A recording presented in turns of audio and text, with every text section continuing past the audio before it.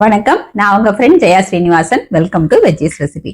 இன்னைக்கு நம்ம veggies recipe கிச்சன்ல கத்திரிக்காயும் மொச்சையும் சேர்த்து ஃப்ரெஷ்ஷா வறுத்து அரைச்ச வத்த குழம்பு பண்ண போறோம். மொச்சை இப்ப சீசனா இருக்கு அப்படிங்கறதுனால நம்ம நிறைய ரெசிபிஸ்ல அதை யூஸ் பண்ணிக்கலாம். எப்பயும் வத்த குழம்பு அப்படின்னா நம்ம வத்த குழம்பு பொடியோ இல்ல சாம்பார் பொடியோ இல்ல மிளகாய் பொடி மல்லி பொடியோ சேர்த்துதான் நம்ம பண்ணுவோம்.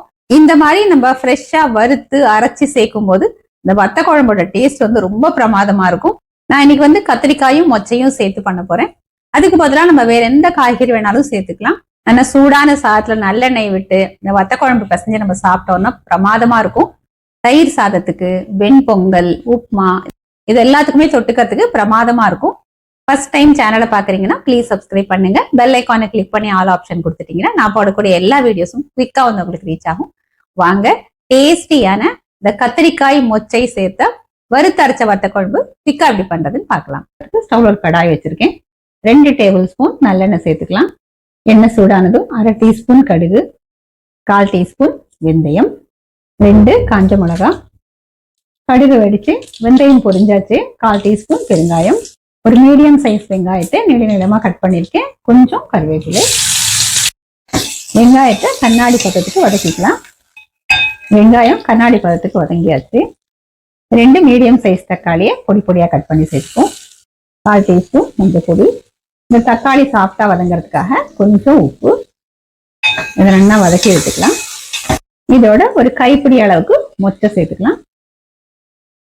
2 கத்திரிக்காயை சேர்த்துருவோம். எல்லாத்தையும் நல்லா வதக்கி விட்டுக்கலாம். நான் கத்திரிக்காய் நீள நீளமா கட் பண்ணிருக்கேன். நீங்க சதுர சதுரமா கூட கட் பண்ணி போட்டுக்கலாம்.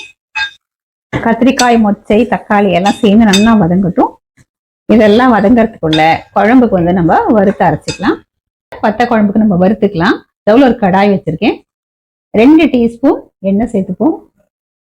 எண்ணெய் சூடானதும் கொஞ்சம் பெருங்காயம். பெருங்காயம் பொரிஞ்சதும் 1/2 டீஸ்பூன் வெந்தயம், 1 டேபிள் ஸ்பூன் துவரம்பருப்பு, 1 டீஸ்பூன் கடலைப்பருப்பு, 1 டீஸ்பூன் உளுத்தம்பருப்பு, 1/4 டீஸ்பூன் மிளகு, 1 டீஸ்பூன் பச்சரிசி, 5-6 காஞ்ச மிளகாய். இது எல்லாத்தையும் நல்லா வறுத்துக்கலாம். பருப்பு நல்லா செவந்து வரட்டும். மிளகாயும் வறுபடட்டும். மிளகாய் வறுபட்டாச்சு. அரிசியும் பாருங்க நல்லா பொரிஞ்சு வந்திருக்கு. பருப்பும் லேசா செவந்திருக்கு. 2 டேபிள் ஸ்பூன் மல்லி சேர்த்துக்கலாம். எல்லாத்தையும் நல்லா வறுத்துப்போம். மல்லி நல்லா வாசனை வர வரைக்கும் வறுத்துக்கலாம். அதுக்குள்ள பருப்பு நல்லா செவந்து வந்துடும். எல்லாமே நல்லா வறுபட்டாச்சு. இப்ப ஸ்டவ் ஆஃப் பண்ணிடுவோம். இதுல 3 டேபிள் ஸ்பூன் தேங்காய் துருவல் சேர்த்துக்கலாம். இந்த கடாயோட ஹீட்லயே தேங்காயும் வறுத்துக்கலாம். தேங்காய் ரொம்ப வறுபட வேண்டாம். அது இருக்கிற ஈரம் போனா போதும். தேங்காய் நல்லா வறுபட்டாச்சு. இந்த சூடு ஆறினதுக்கு அப்புறம் மிக்சி ஜார்ல எடுத்துட்டு ஃபர்ஸ்ட் ட்ரையா அரைச்சிட்டு அதுக்கப்புறம் தண்ணியை விட்டு நம்ம கொரப்பா அரைச்சி எடுத்துப்போம். சின்ன நெல்லிக்காய் அளவுக்கு புளியை எடுத்துட்டு நல்லா வாஷ் பண்ணிட்டு வெந்நீர்ல ஊற வச்சிட்டோம் அப்படின்னா 10 நிமிஷத்துல நல்லா ஊறிடும். அதுக்கப்புறம் கொஞ்சம் தண்ணியா புளிஜலத்தை நம்ம கரைச்சி எடுத்துக்கணும்.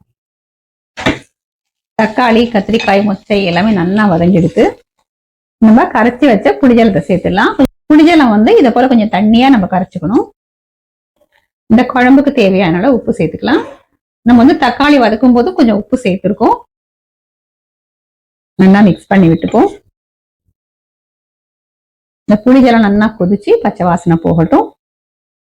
புளிஜலம் பச்சை வாசனை போக குழம்பு நல்லா கொதிச்சிடுது. கத்திரிக்காய் எல்லாமே நல்லா வெந்துடுது. நம்ம வறுத்ததை இதை போல நான் கொரப்பா அரைச்சி எடுத்துட்டு இருக்கேன். இந்த பேஸ்ட்டை குழம்புல சேர்த்துடலாம். மிக்சி ஜார்ல கொஞ்சமா தண்ணி விட்டு நல்லா கலந்து சேர்த்துருவோம். இப்ப நல்லா மிக்ஸ் பண்ணிக்கலாம். குழம்பு சேர்ந்து இப்ப நல்லா கொதிச்சு வரட்டும். குழம்பு நல்லா கொதிக்க ஆரம்பிச்சாச்சு. நல்லா மிக்ஸ் பண்ணி விட்டுக்கலாம். இதுல கொஞ்சம் வெல்லம் சேர்த்துக்கலாம்.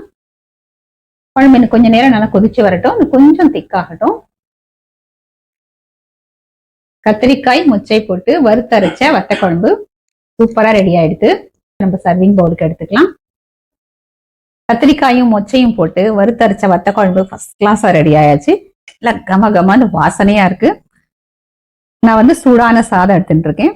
வத்த குழம்பு சாதத்துக்கு எப்பயும் நல்லெண்ணெய் விட்டு சாப்பிட்டா ரொம்ப பிரமாதமா இருக்கும். நம்ம வத்த குழம்பு பண்ணும்போது நல்லெண்ணெயில பண்ணிக்கணும். அதுக்கு சாதத்துல விட்டு சாப்பிடும் போது கொஞ்சம் நல்லெண்ணெய் விட்டு சாப்பிட்டா பிரமாதமா இருக்கும். இன்னைக்கு வத்த குழம்புக்கு தொட்டுக்கிறதுக்கு உருளைக்கிழங்கு கறி பண்ணியிருக்கேன். நல்ல காம்பினேஷன் இது. உருளைக்கிழங்கு கறியோட வத்த குழம்பு சாதத்தை நம்ம டேஸ்ட் பண்ணி பார்க்கலாம். பிரமாதமா இருக்கு. நான் சொன்ன மாதிரி நல்லெண்ணெய் வாசனை நல்லா தூக்கலா இருக்கு. உப்பு புளிப்பு காரம் எல்லாமே கரெக்டா இருக்கு. கத்திரிக்காயும் மொச்சையும் வந்து நல்லா சாஃப்டா வெந்திருக்கிறது மட்டும் இல்ல, அந்த உப்பு புளிப்பு காரத்தை அப்சர்வ் பண்ணிட்டு ரொம்ப டேஸ்டா இருக்கு. இப்ப வந்து நான் வெங்காயம் தக்காளி எல்லாம் சேர்த்து பண்ணிருக்கேன். வெங்காயம் வேண்டாம்னா அவாய்ட் பண்ணிக்கலாம். இது போல வறுத்து அரைச்சு நம்ம பண்ணும்போது இது நல்லா காணும். அதனால எப்பயும் நம்ம பண்றதை விட கொஞ்சம் கம்மியாவே பண்ணிக்கலாம். இதுல நம்ம தக்காளியும் சேர்த்திருக்கோம், புளியும் சேர்த்திருக்கோம். 2 விதமான புளிப்பு இருக்கு. அந்த டேஸ்டும் வந்து நல்லா இருக்கு. தக்காளி சேர்க்கறதுனால நம்ம புளி வந்து எப்பயும் சேர்க்கறத விட கொஞ்சம் கம்மியா சேர்த்துட்டாலே போதும். நான் இன்னைக்கு வந்து பெரிய வெங்காயம் சேர்த்திருக்கேன். அதுக்கு பதிலா சின்ன வெங்காயம் போட்டு பண்ணலாம். வேற இந்த கத்திரிக்காய் மொச்சை எதுவுமே போடாம சின்ன வெங்காயம் மட்டும் போடலாம், இல்ல சின்ன வெங்காயம் பூண்டு சேர்த்து போடலாம். எப்படி பண்ணாலுமே ரொம்ப நல்லா இருக்கும். இதே மாதிரி இதே மெத்தட்ல இதே அளவுகளோட இந்த வறுத்து அரைச்ச வத்த குழம்பு உங்களுக்கு பிடிச்ச காய்கறி சேர்த்து நீங்க ட்ரை பண்ணி பாருங்க. ஃபர்ஸ்ட் கிளாஸா வரும், எல்லாருக்குமே ரொம்ப பிடிக்கும். இந்த குழம்பு ப்ரிப்பேர் பண்ணி நீங்க சாதத்துக்கும் சாப்பிடலாம், டிஃபனுக்கு தொட்டும் சாப்பிடலாம். ரெண்டோடையுமே வந்து இது ரொம்ப நல்லா இருக்கும். ட்ரை பண்ணி பார்த்துட்டு எப்படி வந்ததுன்னு கமெண்ட்ல சொல்லுங்க. லைக் பண்ணுங்க, உங்க ஃப்ரெண்ட்ஸ் அண்ட் ஃபேமிலியோட ஷேர் பண்ணுங்க. இன்னொரு புது ரெசிபியோட நாளைக்கு நான் உங்களை மீட் பண்றேன். தேங்க்ஸ் ஃபார் வாட்சிங்.